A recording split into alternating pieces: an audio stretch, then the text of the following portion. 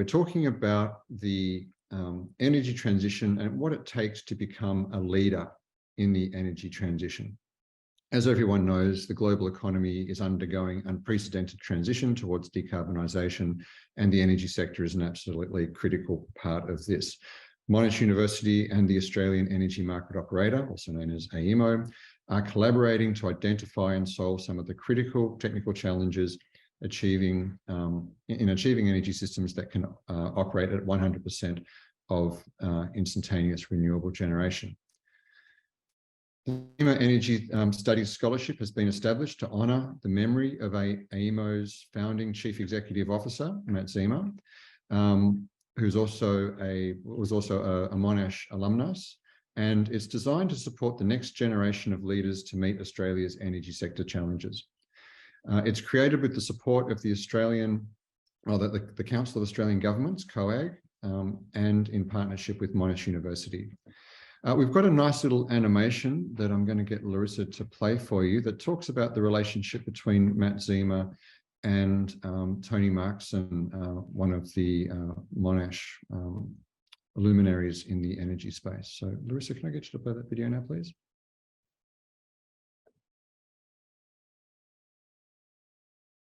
My name's Tony and I'm a Monash University alum. In the late 70s, I was working at the State Electricity Commission of Victoria, and I heard about this young new engineer, very bright, named Matt Zema. The CEO asked me to computerise the SEC. Matt basically came to me with a set of ideas about what could be done. If Matt and I hadn't teamed up, I don't think it would have been successful. And we achieved reforms and changes that I don't think either of us could have achieved individually. Matt and I were both Monash alumni, so we shared that as a sort of fellowship through our careers. Our paths crossed often and we kept helping each other on jobs throughout the years. Matt died in July 2016. I remember the day. There were hailstorms coming through. I got a call saying Matt has just died. It was a life-changing shock. I spoke to the Federal Minister for Energy, and we all agreed that a Monash scholarship in his name was a fitting memorial. And we now have 2 scholars embarked on their PhD studies. So much of what I've achieved in my career has been done as a team with Matt. He was the perfect guy to work with.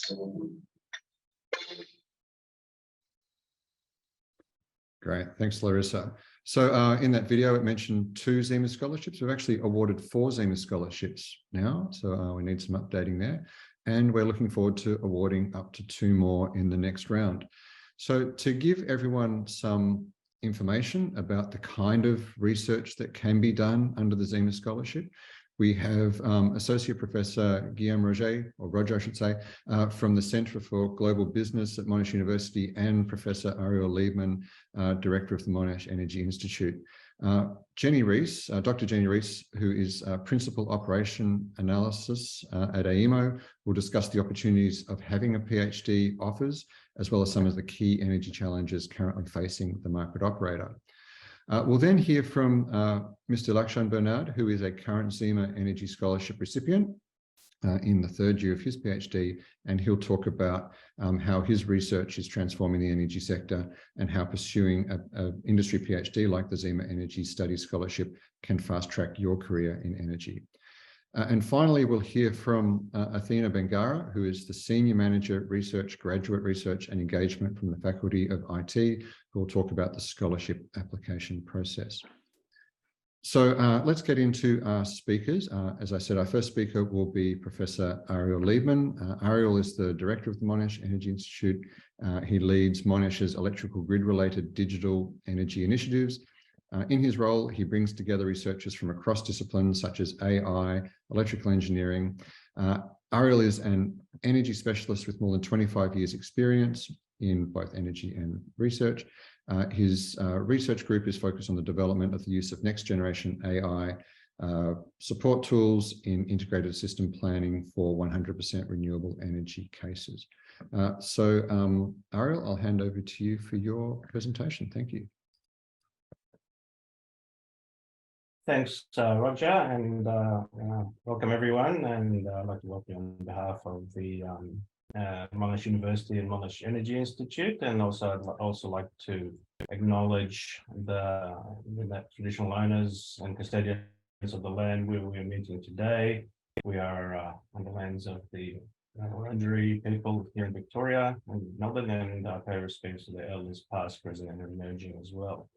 And so my presentation is relatively short. I really mostly wanted to just welcome you here and say a little bit about the Monash Energy Institute and why we are here and how we work across the Monash University and also together with industry, government, and other stakeholders. So the Monash Energy Institute has been around for about 7 or so years in a couple of different incarnations.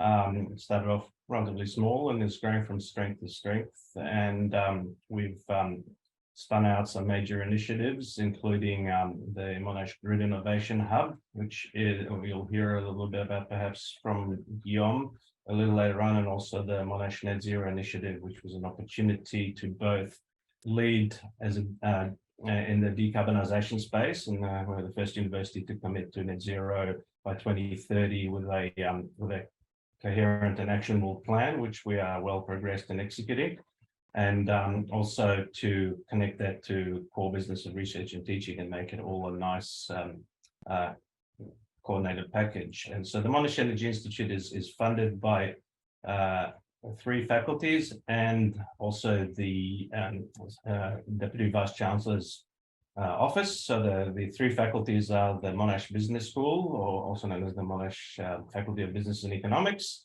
It's the Faculty of Engineering, and my own faculty, the Faculty of Information Technology, where we do a range of things around AI, as you can imagine, as well as jointly with our colleagues in engineering and in the Monash Business School. And so these 3 faculties recognise that the energy transition is a critical area for research opportunity that can actually help industry and government make progress along a path that's becoming increasingly urgent. We take as our sort of overarching framework the climate change science and also the particular targets from recent UN IPCC conferences, and particularly we are still striving to work out ways that we can meet the 1.5 degree pathways, which require, amongst other things like reducing global greenhouse gas emissions by 50% by 2030, which is not that far away. And the Australian sector in itself has a target now from the government, the electricity sector, of 80% renewables, which is basically 80% reduction in emissions from where it used to be before 2020 by 2030. So that's a pretty sturdy target and raises a lot of practical and interesting, from a research point of view, challenges that need to be implemented quite quickly. And so we are here to help with that. We also, across the disciplines of engineering, economics, econometrics, computer science, and other various kinds of engineering, like power systems engineering, civil engineering, mechanical engineering, all disciplines really have a big role to play because it's such a complex and interconnected problem, especially when you try and do it quickly. We also do work beyond the grid space. The grid space is primarily looked after by the Grid Innovation Hub, the Monash Grid Innovation Hub.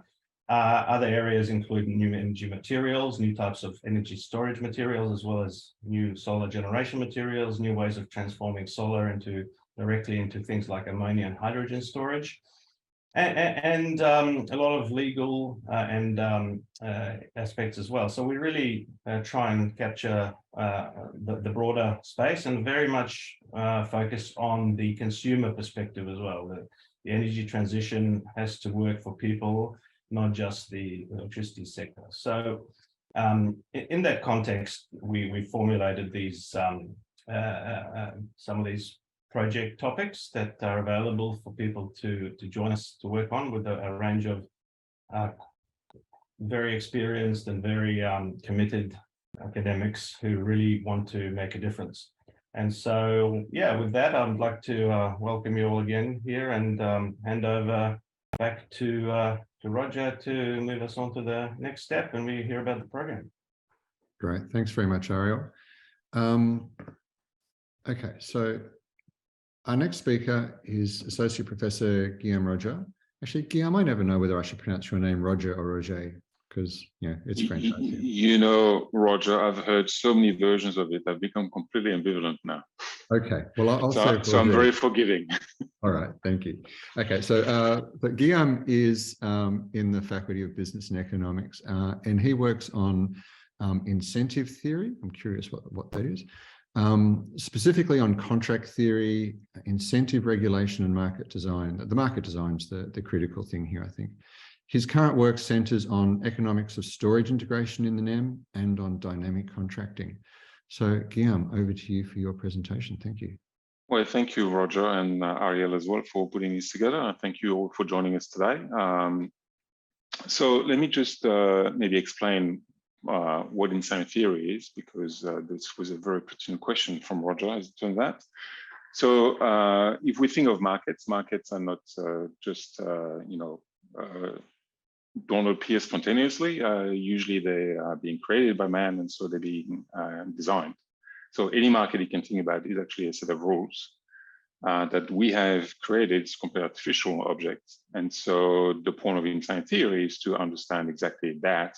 That is, what exactly are the incentives that motivate market participants, and how can we best harness those incentives through the rules that we design for the market? Okay, so a very good example of that, a very practical example, is an auction. An auction is also a set of rules. So you have participants and you have rules that induce participation on the part of those players. You have a bidding process. So you have a set of rules that describe how you can bid. And then you have what's called an allocation rule, which determines how we allocate the object or the quantity at the auction. Okay, so all these to say this is a set of rules that we design, that we pick in order to achieve a particular objective. So in the case of the auction I described, it could be something like a revenue maximization for the auctioneer, but it doesn't have to be that. It could be cost minimization, if you think, for example, of electricity markets, or it could be some sort of notion of welfare maximization. So we can describe any criterion we want and then design the rules in order to achieve that criterion. So that's what insanity theory does. Why is that pertinent to electricity markets? Well, because we organize the electricity markets. So the Market Commission set the rules of the electricity markets, which are also reflected in national rules. Electricity, there's legislation that governs the electricity markets and a set of rules, which are called the national electricity rules. And that those rules are then being enforced by a body like AEMO, for example, which is the market operator. So we care about incentives because we care about the performance of the markets. So that's a broad picture, and that's why economists have a role to play in the energy sphere, even though it has long been dominated by engineers, understandably so. But in the end, we want to harness market forces to our benefit, and this is what we seek to do as economists. So let me be a bit more concrete as to what we do by speaking to two projects. So one of them is underway, the other one is more of an aspiration, but it's something that we are developing at the moment. So the first one is storage integration in the NEM. I won't go into too many details. I will speak to one aspect of that, which is synthetic inertia. So inertia, I'm sure all the engineers will know what that is. I don't need to describe that too much. But what we do know also is that as traditional generators are being progressively retired from the market, the available inertia in the system decreases. And when you combine that with increased volatility of the energy supply, which is supplied by renewable sources, then you potentially put yourself into troubles in that you have frequency changes which are quite brutal and unexpected, and cannot be addressed by inertia because the inertia is no longer there. So of course, there are solutions to this. Engineers are very, very smart, and so they've come up with a substitute, which is synthetic inertia, which is effectively just a form of energy injection into the system, which is controlled not by rotating masses now, but by controllers, so by electronic devices. And the energy sources typically is a battery. So this is a very good idea in principle, but then we need to price that, because so far inertia is supplied as a free byproduct of generation. But when you need to recourse on a battery in order to supply the energy, then you need to give that battery incentives to supply the energy. So that is, you need to pay that battery operator in order to be there and present, invest in the battery in the first place, and then dispatch whenever it's required. So that means now we need to find a demand for inertia. And before we find a demand for inertia, we need to find a value for inertia. So there's a whole heap of work in order to describe what is the value of 1 unit of inertia. So that's economics. But we don't know everything. So then we turn to engineers and we try to understand from the engineering problem, what is the value of 1 unit of inertia? And then you run into trouble because no one had thought about this. And so there is still work to be done in order for the engineers to be able to describe to the economist what is the value of 1 unit of inertia. In other words, what does 1 unit of inertia do somewhere in the network? So that I, as an economist, can then try to think about how to value that, so that I can then describe a demand function, so that we then can think about organizing a market to supply this synthetic inertia. So I hope you see now that there is really this coexistence, this symbiotic coexistence between engineering and economics in order to solve this problem. And it's exactly the kind of stuff that the Zema Scholarship is trying to address. So that's one project that's underway. And very briefly, if I have 30 seconds, Roger, I'm going to describe another one, which has to do with financial products. So most of the energy that we trade is traded on the spot market, but is backed typically by financial contracts. Many of these contracts are forward contracts. These are reasonably simple to describe.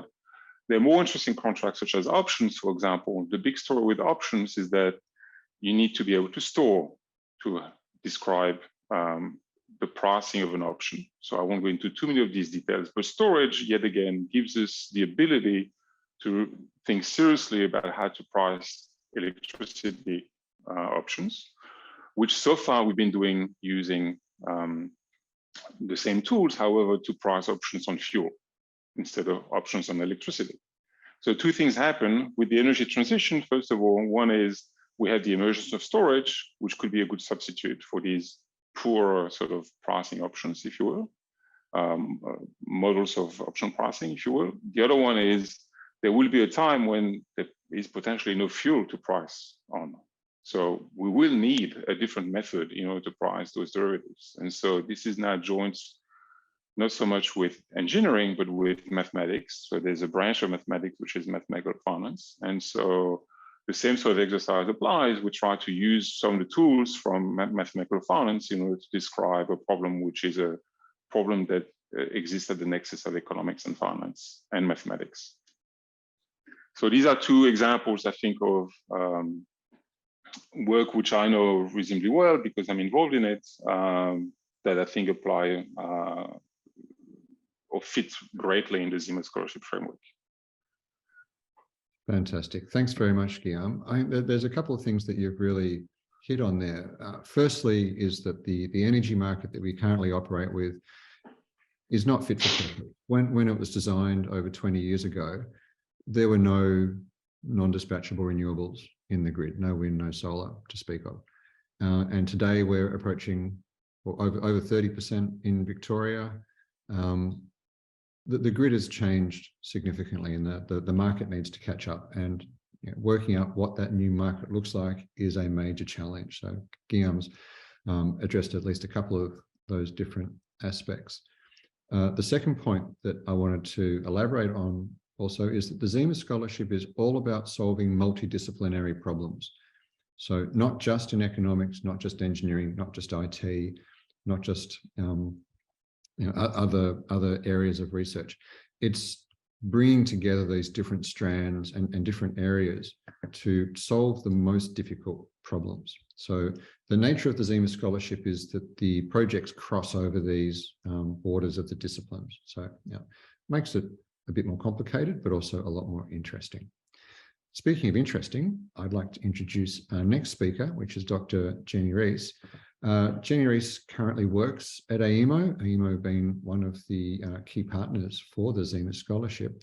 At AEMO, she works on the operational integration of distributed energy resources. Prior to AEMO, she was a research associate at UNSW doing research on 100% renewable power systems. And she has worked as a consultant at Rome Consulting, delivering analysis on renewable integration. So Jenny, please share with us your insights on your role at AEMO. Thank you. So hi everybody, and wonderful to be here to have the opportunity to share with you. I've just got some slides, so I'll see if I can share my screen.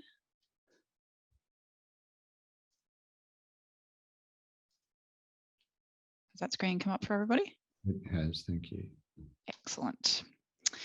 So I lead a team at AEMO that's responsible for integration of distributed resources. So particularly at the moment, rooftop solar panels is a big focus area, but really anything that's connected in the distribution network right down at low voltages.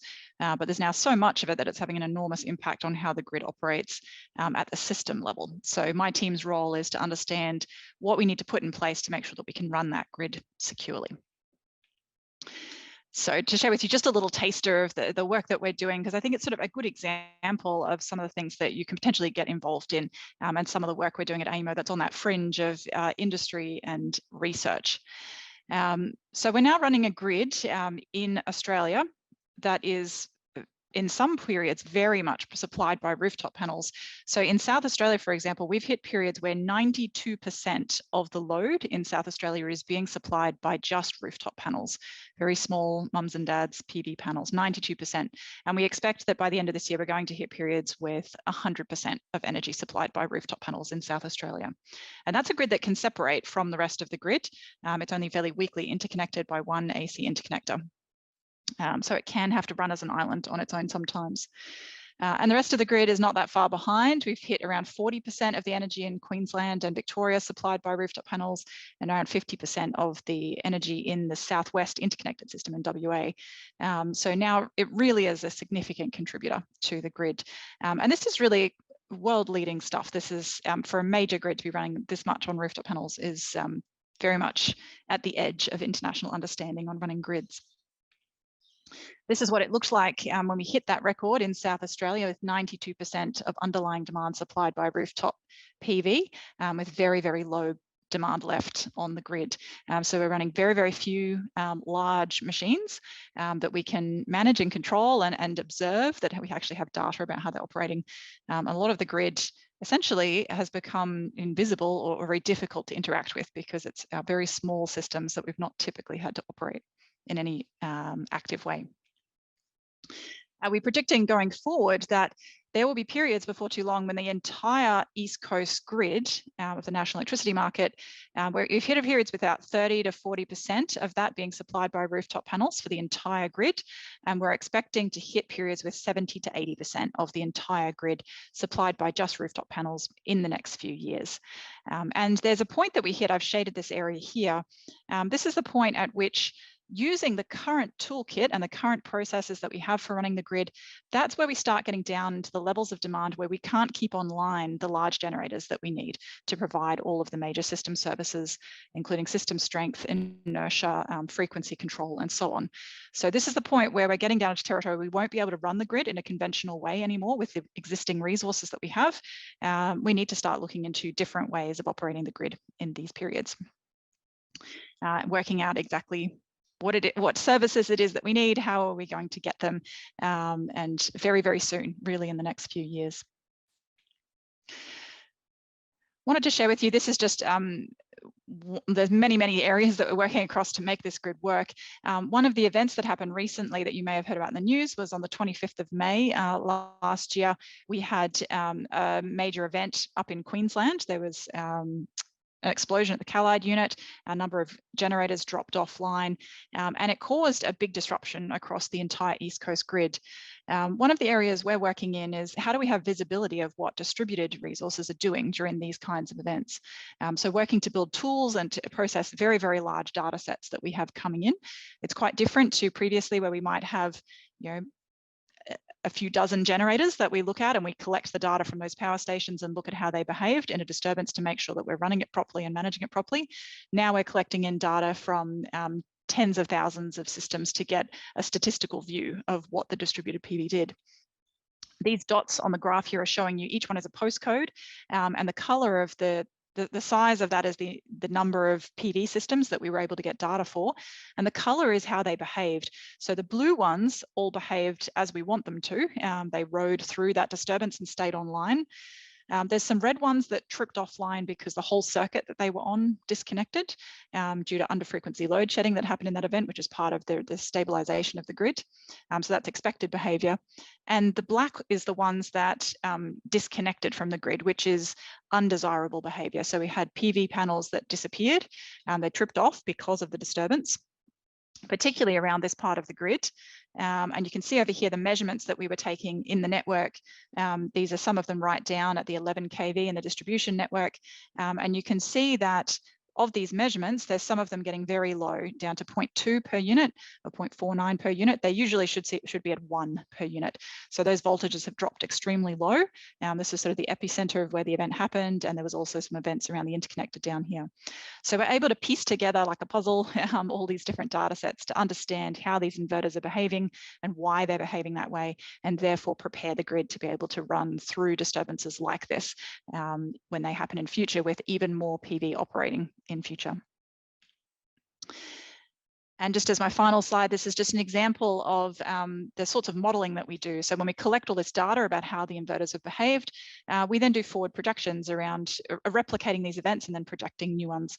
So this is looking at frequency. This is a different disturbance that actually happened in the West Australia grid on January last year, where we had a very large trip. A lot of PV tripped off and the frequency on the grid dropped. And then we saw another trip of PV happen here. And we're able to replicate this in our models with this orange circumstance. That's our modeling assumptions that led to the best match. And you can see that the difference between the blue and the red is just the different amount of PV that could have tripped in that event. The blue one being a lower bound estimate of how much PV could have tripped, and the red being an upper bound estimate. And you can see it makes an enormous difference. This is a reasonably healthy looking grid that's recovering. This is a very unhealthy looking grid that is not. So very important that we understand what the behavior of these resources is, and then can model that and prepare for it. So just as a final note, as Roger said, I started out life with a PhD at University of Queensland, and I've spent my career kind of moving back and forwards between industry and academia. And that has been a really interesting place to operate, to be able to move back and forwards between that fringe of research, but with that real industry application, so that it actually gets used and applied in the real world. A really fascinating place to work, and the Zema Scholarship is a really perfect way to do that, that you get to have the freedom of academic work where you can really delve into some very gnarly problems, but then they can get really applied in the grid to have real outcomes. So I'll hand it back to you, Roger. Right, thank you very much, Jenny. Some really diabolical problems coming at us very, very fast. So we need some pretty urgent solutions there. And as you said, having a PhD opens up fantastic opportunities. Doing a PhD is it's like an apprenticeship in critical thinking, learning how to really delve into complicated problems and be able to come up with innovative and creative solutions. And so doing a PhD gives you that experience, and in your professional life, you will then have opportunities to take those skills and put them into action. So speaking of people who are developing critical analytical skills, we'd like to next hear from one of our current Zema scholars, who is Lakshan Bernard. So Lakshan received his Bachelor of Engineering in Electrical and Computer Systems Engineering from Monash University back in 2019. He's currently working towards his PhD in Electrical Engineering at Monash under the supervision of Dr. Reza Ragazi and Professor Rob Hinman. The goal of Lakshan's project is to use statistical tools to gain insights into modern power systems. His research interests include applied statistical tools and situational awareness in power networks and synchrophasor networks. So over to you, Lakshan, for your presentation. Thank you. Thank you, Roger, and good evening to everyone. So I would like to share my experience as a PhD student and the opportunities that I've had thanks to the Zema Energy Studies Scholarship. So I began my PhD, like Roger was saying, in 2020, straight after completing my bachelor's degree in electrical engineering here at Monash. So before I applied for the Zema Energy Studies Scholarship, I was wondering whether I would learn more from experience in the industry versus completing a PhD. So what attracted me the most to the Zema Energy Studies Scholarship is that it allowed me to get insights and advice from AEMO while also having the freedom to pursue in-depth research under the supervision of leading academics here at Monash. So my supervisors are Dr. Reza Razagi from the Electrical Engineering Department and Professor Rob Heinemann from Department of Econometrics and Business Statistics. So when I began my PhD, the emerging issue, so the breaking news at the time, was in the Australian power system, AEMO had detected subsynchronous oscillations in the West Murray Zone, which is a region that has seen significant investment into converter-based generation. So for the sake of the system security, AEMO had to place temporary curtailments on some solar farms until the oscillations were thoroughly investigated. So in the industry and the academia, these types of issues are referred to as system strength issues.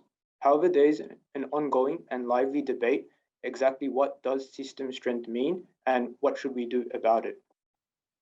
So to summarize, there are three main types of oscillatory instability that can occur in a weak grid involving renewable energy resources. So one possibility is that the mechanical rotor of a wind turbine resonates with the network. Another possibility is that a single converter can interact with the grid to become unstable. And the final possibility is that multiple converters that are close to one another can interact with each other to become unstable. So what makes this situation, especially the last two, hard to study is that often the blueprints for the control systems of the converters are not available. So with this in mind, the goal of my current research is to devise a metric that can be used to identify the network and dispatch conditions most susceptible to undesirable converter grid and converter-converter interactions. So from an engineering perspective, the metric that I'm proposing is based upon voltage control theory and state space theory.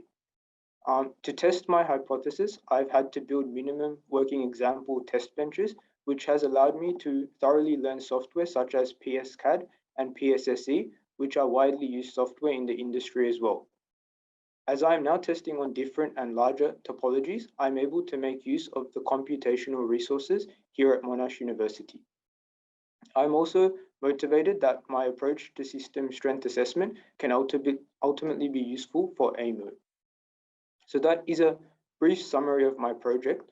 I would also like to mention some of the industry experience that the Zema Energy Studies Scholarship has provided for me. So during the first and second years, I was able to spend one day a fortnight working with the AEMO team in Western Australia. My role was to prepare a fortnightly report on the Swiss network. And to do this, I got experience accessing and processing SCADA data and also reading through the control room logs for explanations about any of the events. So whenever I was unsure about anything, I could ask the team at AEMO and they would explain things about the power system, such as markets and then the markets for ancillary services, which I was not familiar with at the time. So one of the great things about the power system is that there are so many different disciplines interwoven, from engineering to economics to IT to statistics to law and public policy. While it is humbling that there is so much to learn, I think it is also encouraging that it is possible to find a project that is both interesting and has real practical significance. So yeah, thank you for listening to my speech, and you can feel free to ask any detailed questions about my project, I think in the chat or in the question and answer section. Great. Thank you very much, Lakshan. I think your point there about having that direct relationship with AEMO and that your research is extremely pertinent to real world problems that such as what Jenny was discussing in her presentation.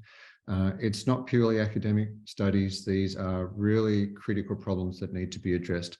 And having stellar scholars like you working on these is a fantastic thing. It's a great opportunity for you, but it's fantastic for the industry to have these bright minds coming through to help us solve these really big problems. Okay, so as Lakshan mentioned, if anyone has any questions for any of our speakers on their material, we'd be delighted to hear those questions, and we'll answer them in due course.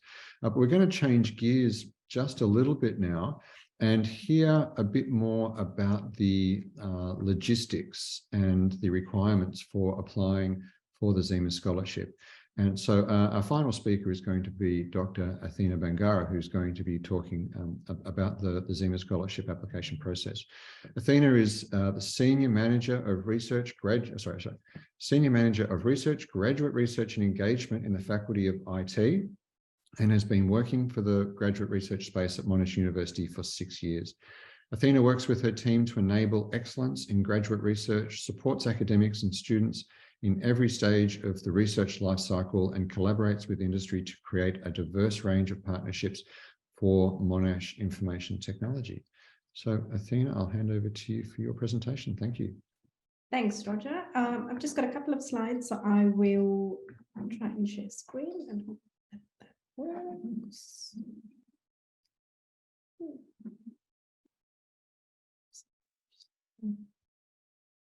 We can see your presenter mode. No, that's yep, perfect. We're good. Okay, so I'm just going to talk through a little bit about how you actually apply for this scholarship, which sounds like an incredible opportunity here at Monash. So there are a few steps. First is checking your eligibility, and I'll go through some of these steps in a little bit more detail as we go through, but in summary, it's checking your eligibility, finding a supervisor, submitting an expression of interest to the relevant faculty. Now, 3 faculties are part of this exciting program. That's the Faculty of Information Technology, the Monash Business School, as well as the Faculty of Engineering. So you apply to the faculty where you want to be based. You receive an invitation to apply, and then you submit a full application. Applications for this particular scholarship close on the 31st of October. So just be mindful of that timeline. I will talk through some processes around broader scholarships at Monash, but this particular one closes on the 31st of October this year. So in terms of your eligibility, this particular opportunity is only open to Australian citizens or permanent residents, so domestic students, as we call them in the university. So you've got to make sure you meet that criteria, you meet the course entry requirements, which is usually a 4-year bachelor degree with a research component in a relevant field, leading to an H1 result. Because you're applying for a scholarship, the requirement is an H1 result. If you were just applying for a place in a Monash PhD, an H2A is sufficient, but for scholarship, we need H1. Or you could have a course equivalent to an honours degree or a master's degree that has a research component. So if you're not entirely sure as to whether your qualifications are correct, any graduate research office in the participating faculties will be able to help you answer those questions. You've also got to meet the university's English language proficiency requirements, which tend to be fairly standard across all courses. Once you make sure that you're eligible, the Zema Scholarship website actually has a number of pre-approved projects on there. So if you're interested in one of those projects, they've all got supervisors listed. You could contact those supervisors and talk about your interest in the project. If one of those projects don't quite take your fancy, but you're really interested in the opportunity, you can look for a supervisor in one of these 3 faculties. And again, the website's got links to various academics who do research in this space. So you can reach out to them, discuss your ideas, see whether they're willing to supervise you, whether they've got the right expertise, but also they've got enough time to be able to supervise you properly for this opportunity. So once you do that, you have a conversation with the supervisor. What you do is submit an expression of interest. Now, the expression of interest processes differ by faculty. So work out which faculty you want to be hosted in or based in and follow the procedure for that. There are links in all these slides. Very happy to have the slides circulated after, so you'll have all the links accessible, but they're also accessible from the Zema Scholarship website. Once we receive the expression of interest, we make sure it's all in order, and we then issue an invitation to apply. Now, once you've got the invitation to apply, you can lodge your full application through the Monash online portal.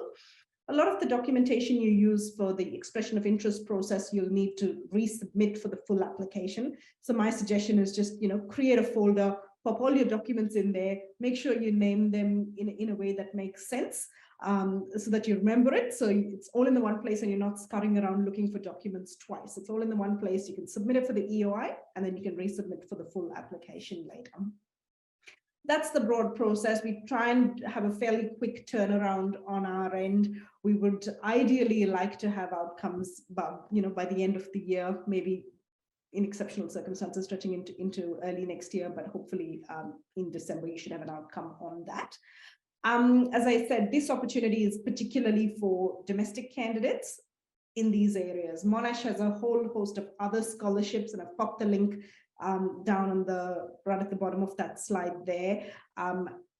The process is generally the same. It's just different scholarships have different eligibility requirements in terms of whether you're domestic, international, and they may have other conditions around them. So that website will give you further information about all the other opportunities. If this one's not right for you, or for some reason you're unsuccessful with this but want to have a go at one of the others. But this sounds like a really exciting way to work with industry, get that real world experience while you do your research. I'd strongly encourage you to apply for this. And that's all I had, Roger. Great, thank you very much, Athena. So one of the points you raised there is that we do have that list of existing projects that have been discussed with the supervisors and AEMO, and they're ready to go.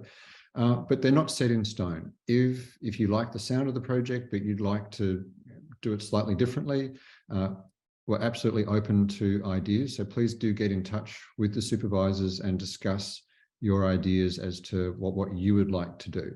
There's a lot of flexibility in terms of what the projects can be, as long as it's in the energy space, that it's of interest to AEMO, and importantly, that we have the right supervision to be able to support you in that project, then it should be possible.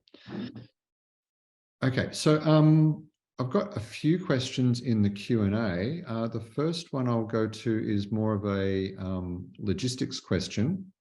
The question is, or the questioner writes, I have industry experience of over 10 years in electrical engineering up to the management level. Would the Zema Scholarship still be accessible to a mature student like me? Absolutely. There are no age limits on when you can apply. It doesn't matter how long ago you completed your degrees. That's not an issue. The only issues really are that you meet the eligibility criteria and that the projects that you want to do meet the Zema requirements. So actually, I think having significant industry experience is a benefit, because you'll have a much better idea of the details of the kind of problems that you want to solve. So that gives you an advantage over someone who's coming straight out of their degree, for example. The other two questions here, one of them is a very open-ended question. I'll pose this to the panel, but we'll see how far we get. This is a question from Asif from Bangladesh.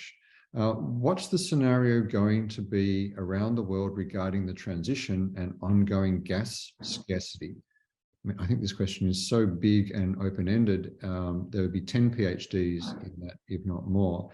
But does anyone on our panel like to give an answer to that one?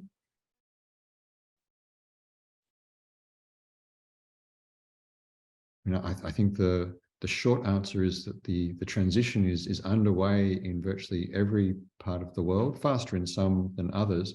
The current global conflicts that we're experiencing that have pushed up energy prices appear to be easing. The gas prices aren't as high as they were, but they're still pretty high and sustained. And that is having ramifications for the cost of traditional fuels in the market. And it's probably providing further incentive to move to renewables, which will just further accelerate the transition.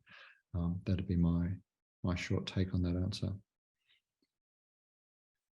Maybe if I could Yeah, Lakshan, please. mention something. Yeah, so I think that's an interesting question. So I haven't been looking too much about like the gas and how but from what I understand is one of the issues that we encounter in the power system is called ramping. So basically, you could imagine just say like when we have solar, if a cloud comes, then that might cover the solar. So then in that short period of time because we always need to balance the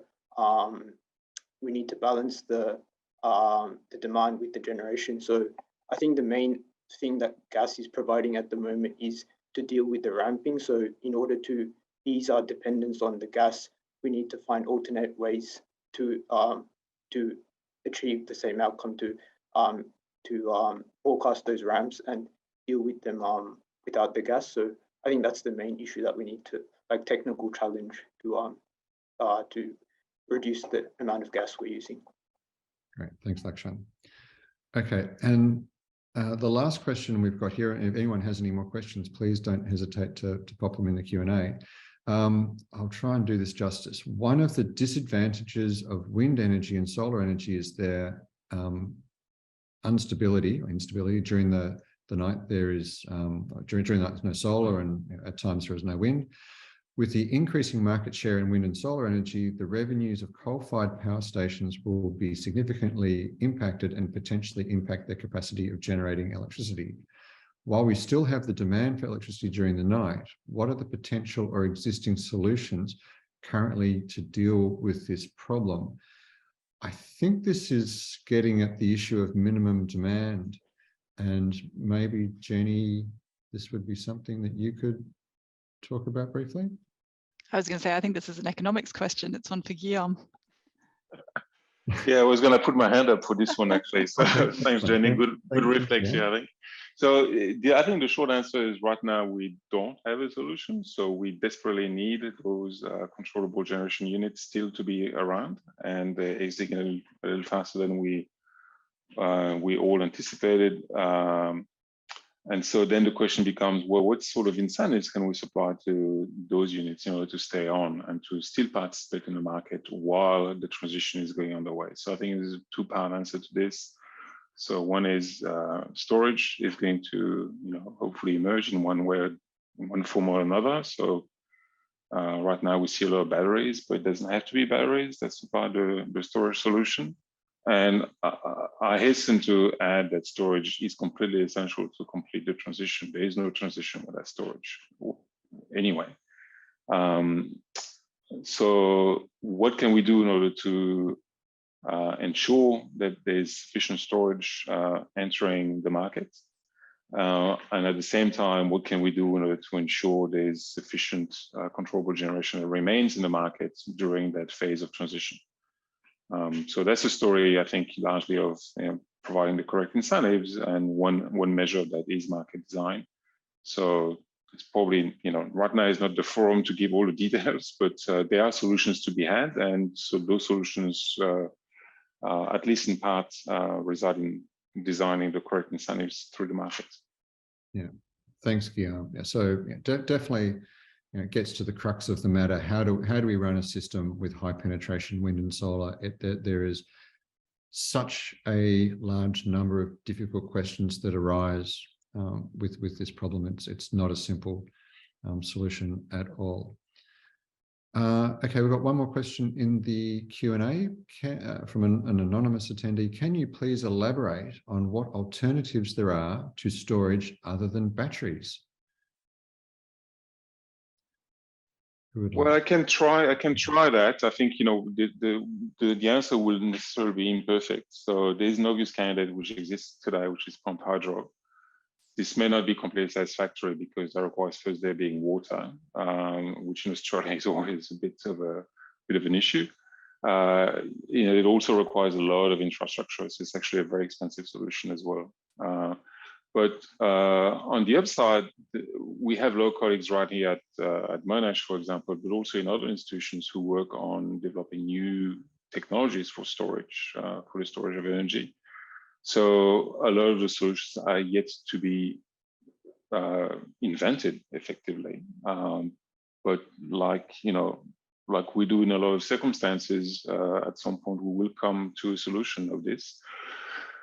And I'm optimistic about that, not only because I trust that my colleagues have a lot of resources and are very smart, and so they can come up with the solutions, but also what we'll see invariably is that power prices will continue to increase, and that alone is going to provide the correct incentives for storage to emerge. So incomplete answer, because we don't really know yet what exactly those technologies are, but I have a lot of faith that they will emerge, just like we've invented ever better and ever more performing renewable energy sources like solar cells and the like. Yeah, so storage is a really key area. As Guillaume has alluded, different storage technologies have different characteristics. In the same way that wind, solar, hydro, other generators have different characteristics. There's no one silver bullet that meets all your needs. My colleague Ariel has typed a message to me saying that all these questions could be very easily turned into PhD topics. And so if this is created a spark that you're interested in, please do think about getting in touch with an academic who can help you turn that into a PhD topic. Okay, well, we're at the end of our session now. I'd like to encourage everyone who's interested to join the or come to the Monash Energy Institute website. You can subscribe to our newsletters so you can keep up to date with the bulletins, follow us on social media, and read about various news. Ariel, you wanted to say something? I just wanted to reinforce your previous point about, and it's related to this point that you quoted me on, is that anything that's quite a tricky question that you're wondering with, as Roger said, might be actually part of a PhD. And just to remind you that the people who've proposed all the different topics there are people who are particularly interested in answering all sorts of questions of that kind. And so again, if you're not necessarily interested in that exact topic, you should reach out to that person and see if they're interested in pivoting that to a related topic or are creating a new topic. I think that's worth considering as well. We posed a question to some colleagues at AEMO. What are the kind of challenges that you're trying to address at the moment? And the list that they sent back was so long, I didn't know what to do to actually turn it into a succinct document for project ideas. Just to give you that idea that there are many, many questions that need to be answered in the energy space as we go through this transition. So yeah, lots of different options for projects. Please do look on the Monash website for academics who can help you with those projects. And yeah, we look forward to seeing your applications.